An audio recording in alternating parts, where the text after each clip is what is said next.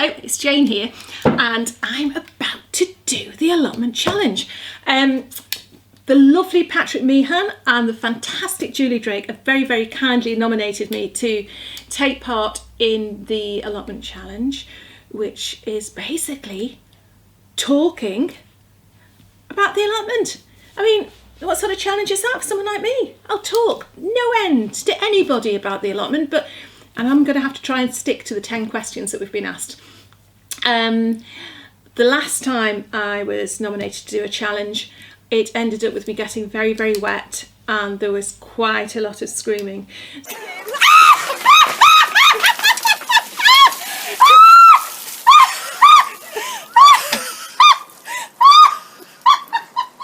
So I'm really hoping that that's not going to happen this time. Because, as you can see, I'm not at the allotment. We've had Storm Desmond. It's not been very good weather. We have been down this afternoon to pick some veg to go with our roast, which is in the oven at the moment, over there. Smells gorgeous. But to give a little feel of the allotment, to continue with the allotment theme, I've got Dobbin here, the horse, who usually keeps me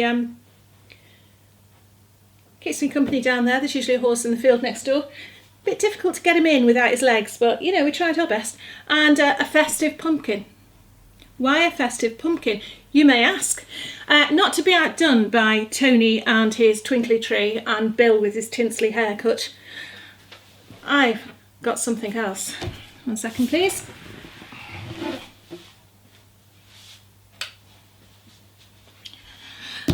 I've got lights.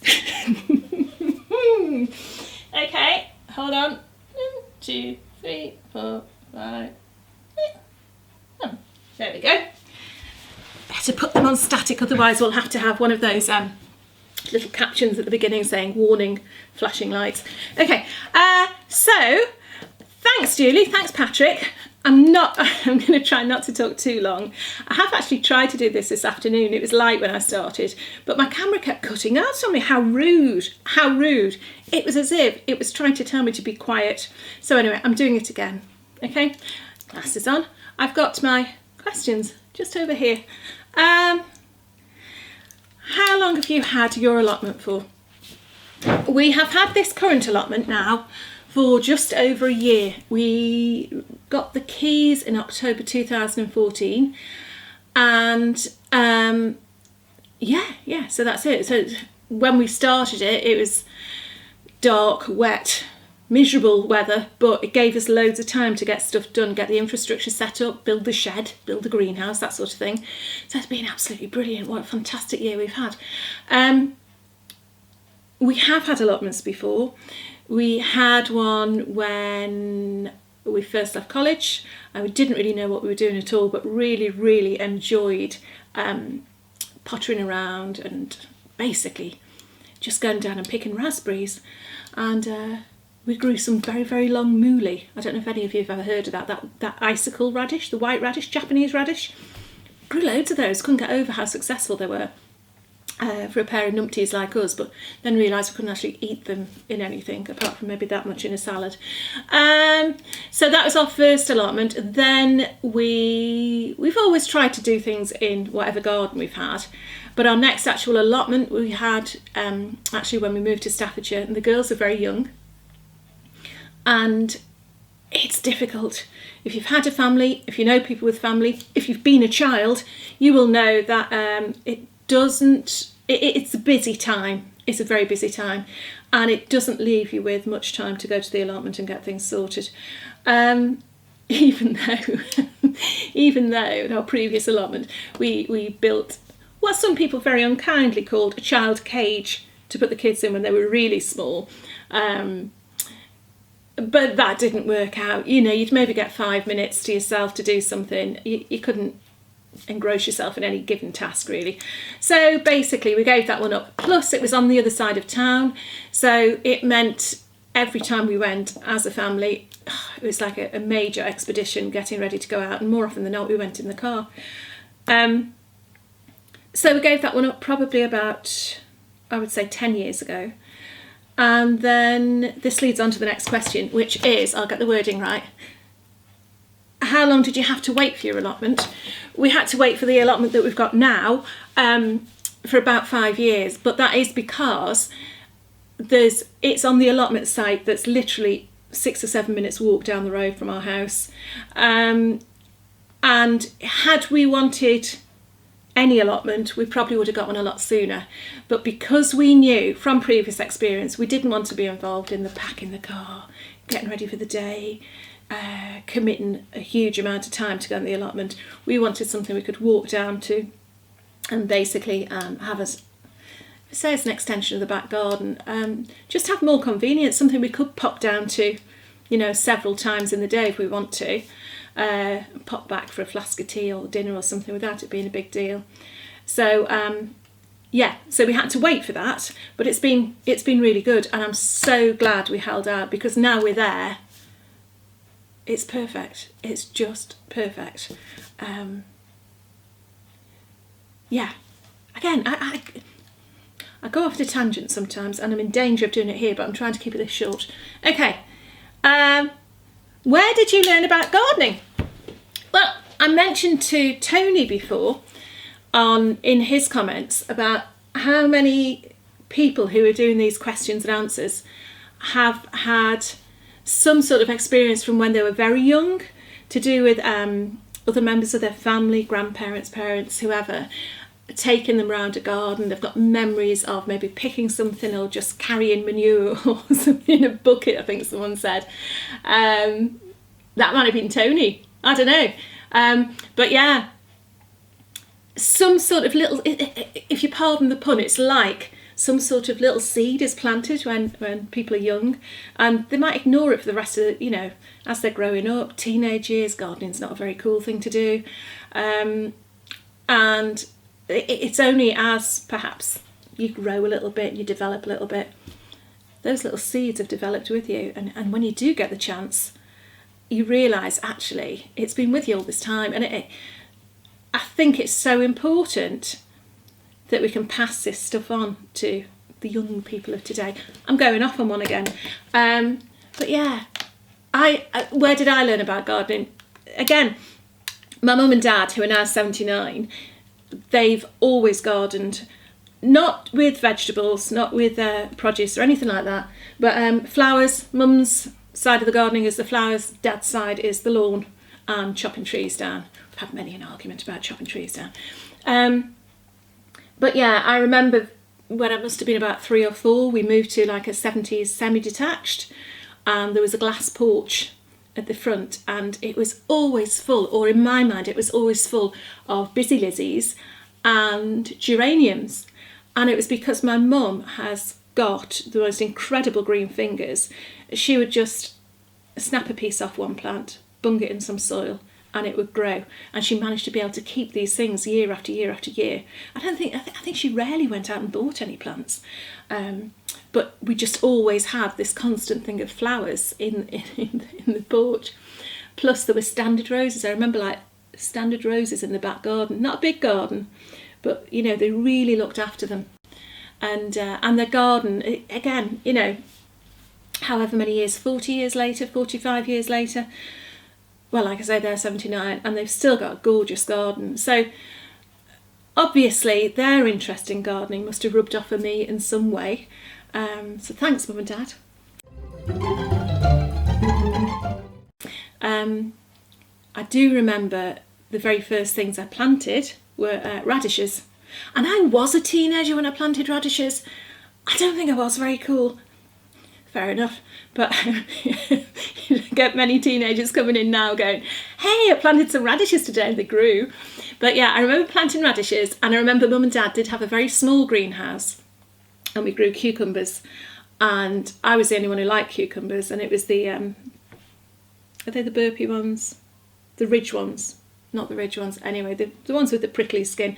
I thought they were incredible, because not only were cucumbers quite exotic in our household, but these were posh ones that you couldn't get in the shops. So yeah. So anyway, so after Mum and Dad, loads of reading. Again, I used to love, I think initially when I first got into growing things, it was herbs. and I was really interested in the history of them and how they were used medicinally, etc., etc., and the whole folklore and everything that's associated with that. And then that moved on to when I was first able to grow things, it was in pots and it tended to be herbs, so you could pick them and eat them. And then when I got my first student flat, it was like a Victorian house with the narrow backyard, about 4 slabs wide.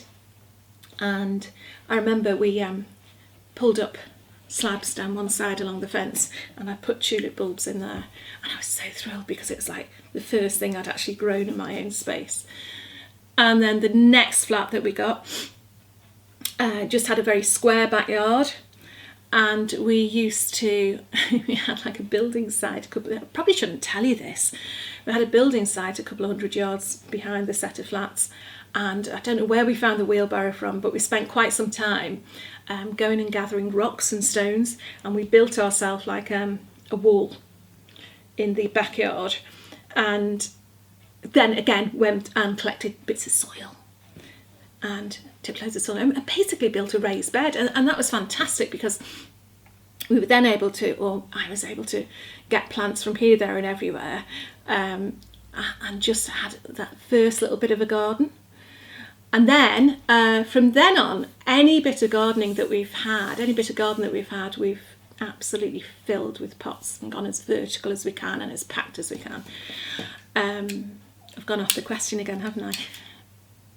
But so you're learning all the time as you go along, absorbing everything you can about gardening. The D.G. Hessian books, Dr. Hessian, I think that's how you say it, those gardening expert books. I think I had the whole collection of those, and I used to read them cover to cover. Alan Titchmarsh, Gardener's World, anything at all. Love Alice Fowler, and she did a series on what she called a very small back garden in her terraced house in Birmingham, and I loved that because it was just brilliant, what you could do in a supposedly small space.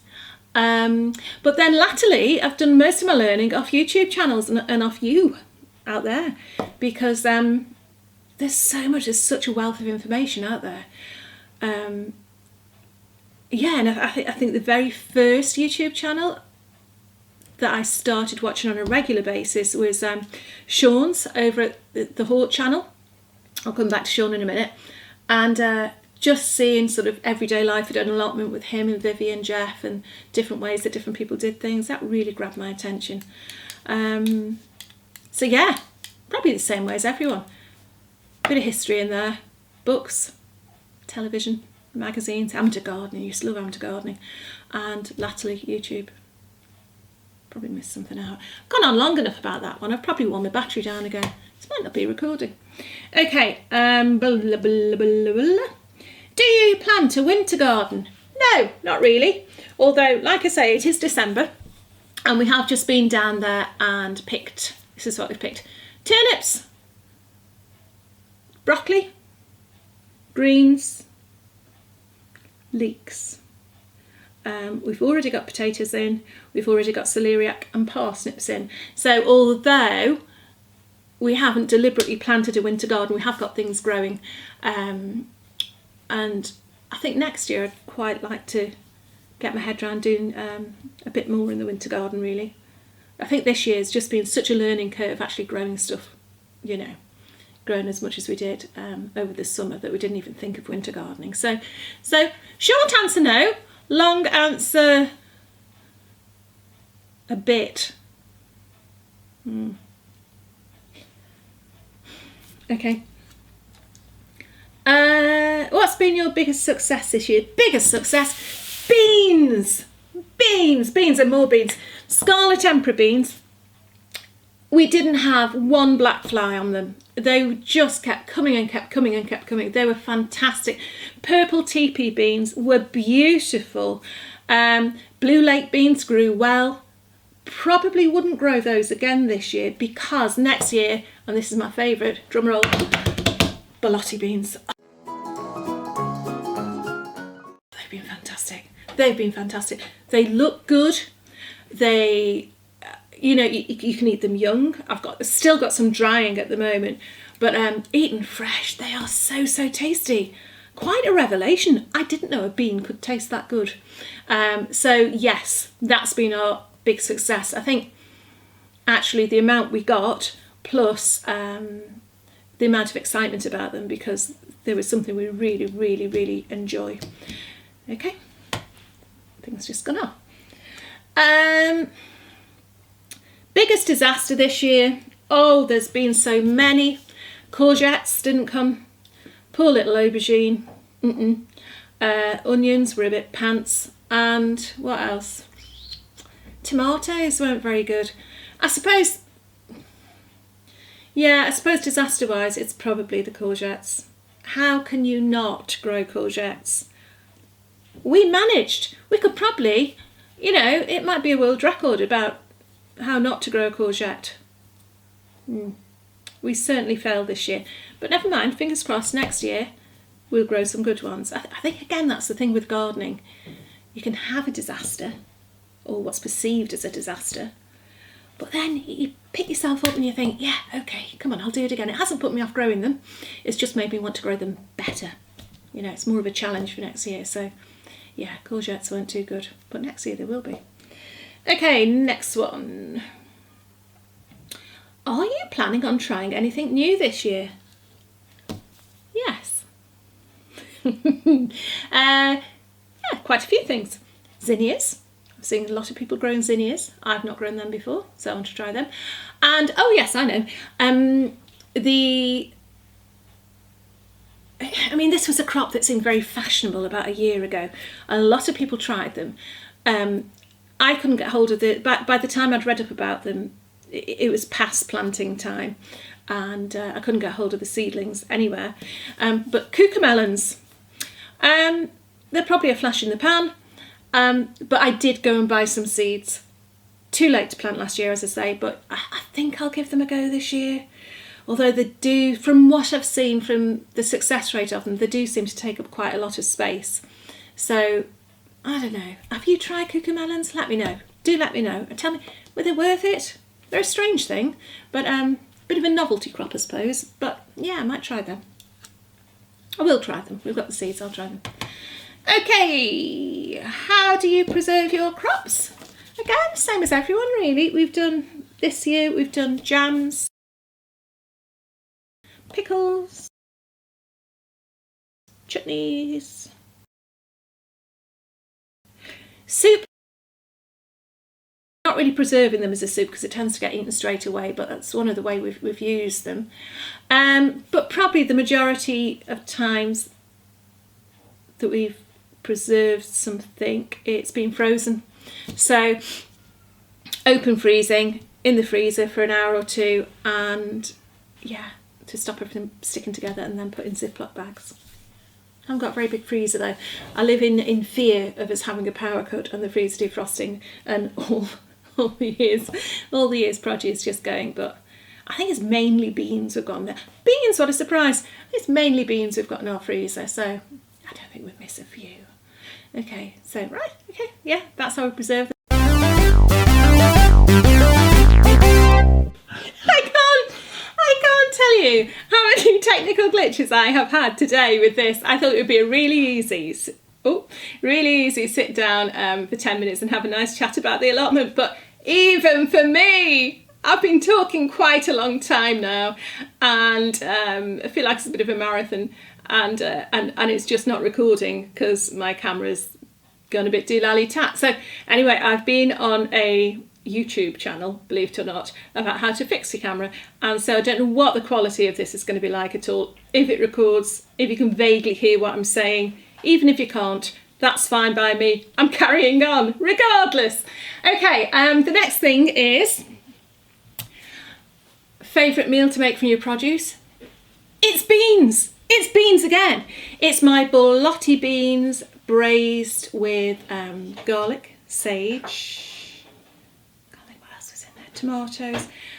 Beautiful, absolutely beautiful.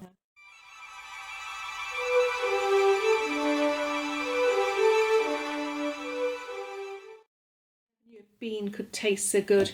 I did do a little video tutorial thing on it, so I'll put the link to that below. So if you're fond of a bean, you can go and have a little look and see what you too can do with your borlotti beans. You can tell I'm speeding up now. One of the questions I've missed out is tried and tested variety that you'll always grow, or you'll always want to grow.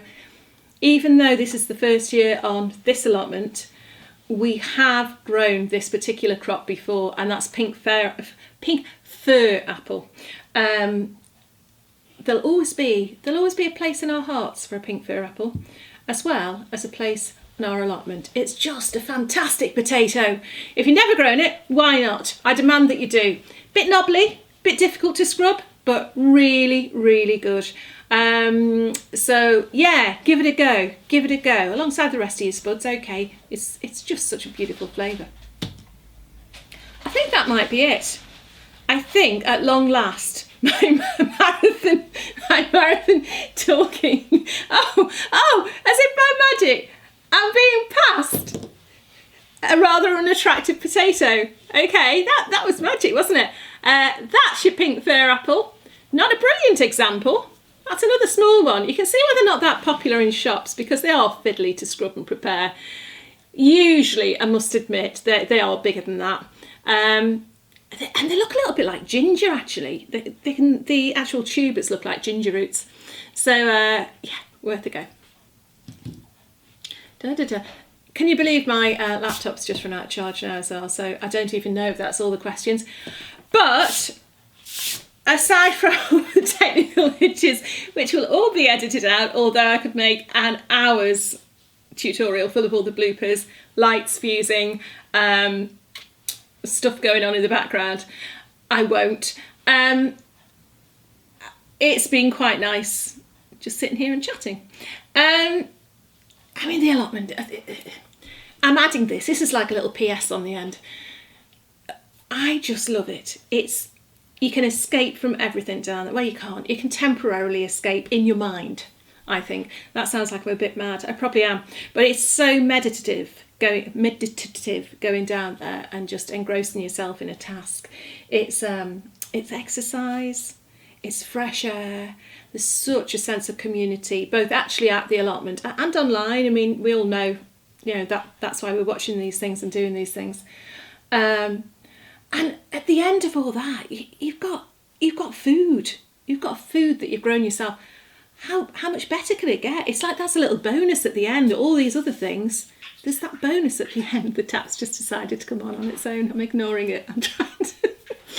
Angela Rippon never had these issues. Okay, my nominees are, earlier on I mentioned Sean over at the Hort channel.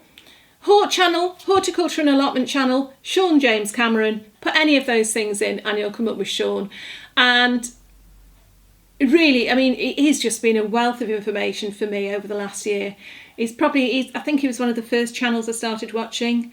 And him and Vivi and Jeff just showing you around their allotments and showing like day-to-day things at the allotment, warts and all. Really enjoyed that. Plus, I mean, the channel's expanded now and it's got lots of extra things coming in. But yeah, great. And I know, Sean, I know you've done loads of questions and answers and you actually have specific question and answer sessions. But if you would like to just put it all in one little snippet and share it, that would be great.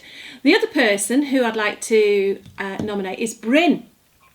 Bryn is at the channel Fruit and Veg. He's actually down on the Isle of Wight, and what I really like about Bryn's channel is he's quite new to the allotment. I think he's gardened before, but I think he's quite new to his allotment, and this year he just seems to have grown so much. He's had a right old battle with weeds, but he hasn't let it get him down. He's carried on. And this time of year, he's actually putting out quite a few cookery videos. And I just watched one earlier on today about how to make chilli jam. And I think, Bryn, if I'm right, you're a chef, or you've been a chef. You've got very, very smart chef's uniform that you wear. You'll know what that means when you see it.